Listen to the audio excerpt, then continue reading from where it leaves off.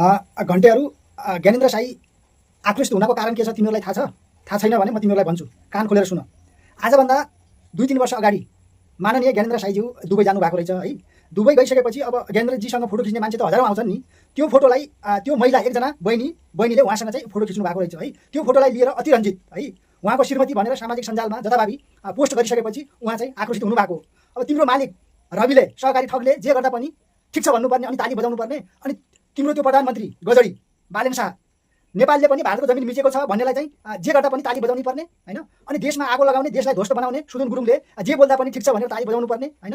अन्धभक्तहरू हो, गलत गर्यो भने कार्यकर्ताले आफ्नो नेतालाई सम्झाउनु पनि पर्छ हैन। झोले भएर हैन आफ्नो नेताले जे गरे पनि ताली पिट्नु हुँदैन क्या। तिमीहरूलाई यो अलि दिमागमा राख्नुपर्छ है। ज्ञानेन्द्रजी रिसाउनुको कारण के हो यो बाँकी भिडियो हेर्नुस्, प्रष्ट हुन्छ है त। त्यो बहिनीको फोटो खिचेर रहेछु मैले। अब उनले बिचारा आफ्नो प्रोफाइलमा हालेकै हुँदै हुन्। अब त्यो फोटोलाई ल्याएर मेरो श्रीमती भन्दै लेख्न सुरु गरे। अन्त केसम्म भन्न थाल्यो भने बिहे दर्ता किन नगराएको भन्छ। मलाई पनि थाहा थिएन त्यो। अब जस्तो आज यहाँ यत्रो मान्छे छ नेपाली समाज, पछाडि देखाउनुहोस् त कति धेरै छ होइन। अब यहाँ आज फोटो खिचिएन भने पनि झन्डै 200-300 जनासँग त फोटो खिचियो होला होइन, अझै खिचिन्छ पनि।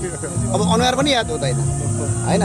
अब त्यो कहाँ फोटो खिचिया रहेछ, यसो हेर्दाखेरि चाहिँ त्यो दुबईको पछाडिको स्टेज देखिया हुनाले त्यो दुबईको कार्यक्रममा रहेछ। दुबईको कार्यक्रममा एकजना बहिनीलाई, त्यो पनि दलित समुदायको बहिनी हुन् बिचारा, त्यो बहिनीको फोटो खिचिया रहेछु मैले। अब उनले बिचारा आफ्नो प्रोफाइलमा हालेकै हुँदै हुन्। अब त्यो फोटोलाई ल्याएर मेरो श्रीमती भन्दै लेख्न सुरु गरे। अन्त केसम्म भन्न थाल्यो भने बिहे दर्ता किन नगराएको भन्छ।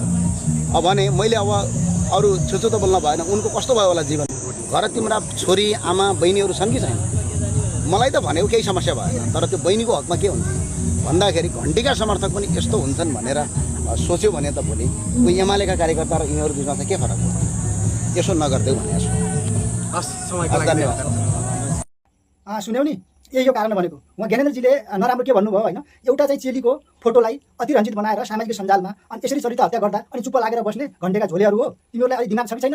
के खान्छौ तिमीहरू? गु खान्छौ कि मुद खान्छौ? जरीहरू तिमीहरू रवि लामी जानेको दिशा खान्छौ कि बालेन शाहको मुद खान्छौ? तिमीहरूलाई थाहा हुँदैन अनि यसरी चरित्र हत्या गर्न मिल्छ? नालायक घन्टेहरू, खराने ग्याङहरू।